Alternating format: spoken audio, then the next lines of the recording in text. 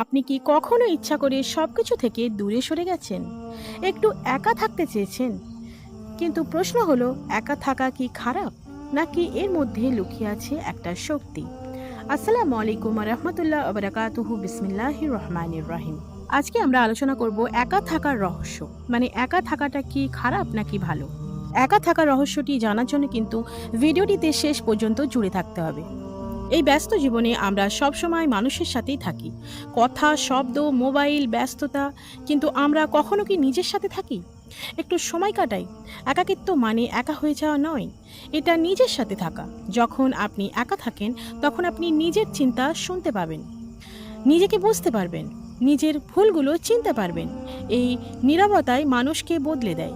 অনেক বড় মানুষ একাকিত্বকে বেছে নিয়েছে, কারণ তারা জানতো নীরবতার মধ্যেই আছে শক্তি। ইসলামেও নীরবতা এবং চিন্তার গুরুত্ব আছে।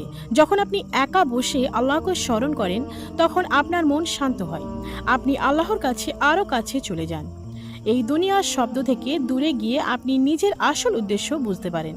তাই মাঝে মাঝে একটু চুপ থাকুন, একটু একা থাকুন, একটু ভাবুন আপনি কে, কোথায় যাচ্ছেন এবং আপনার লক্ষ্য কী।